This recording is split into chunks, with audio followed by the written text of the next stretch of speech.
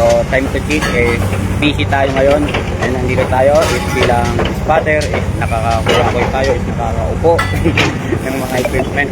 So ayan mga guys, panoorin nyo ang kanilang siya si Kulot na hindi pa nagpariban. Siya ang operator ng bako. And ang loader naman guys, nandun pa si Boss Alwin. So makikita nyo guys. So dito ako.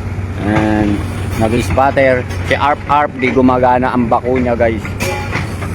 So thanks for the watch to Mr. Kilabot. So si Mr. Kilabot guys.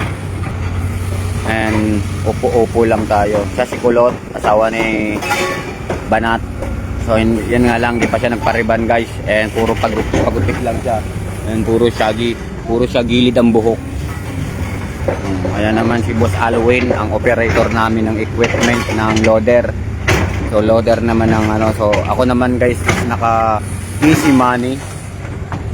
And relax, and makaupo lang. And pinapanood ko sila, and titingnan natin yung mga aberya guys. So sa mga gilid-gilid, and titingnan natin yung kung may tatawid and may tatamaan. So naka red alert tayo guys. So habang naka tayo is dalawang ating ini-spotteran. So kaya nasa harapan ako dahil para safety, may kasamang safe.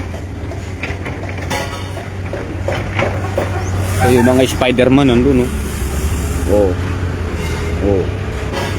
Bilis. Dadaan yung electrician na, boss, kupal ka ba? Kupal ka ba, boss? Ayan ang electrician. Ha? Kupal ka ba, boss? Kulot! Na hindi pa nagpariban. Siya po ang operator namin si Kulot. Ayaw niya magpariban. Gusto niya patabas lang. Puro patabas lang. Puro shaggy. Siya gilid ang buhok. Ayan. Puro siya gilid ang tabas. Nainitan pa nga. Sira na kasi ang kanyang aircon. So, easy relax lang ang kamay niya. Kung paano mag-ukay ng titingin pa. Poging-pogi. Ikaw ba yan? Justin Brown? So, si Boss Alwin naman is nandoon. Boss Alwin, to shout out. Siya yung operator natin ng loader. So shout out sa mga taga Pangasinan. Ayan po yung mga Pangasinan boys na mga operator.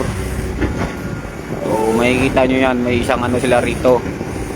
And mga kupal ba sila yung boss? Lot! Isang smile lang. Okay na. Okay. Stop.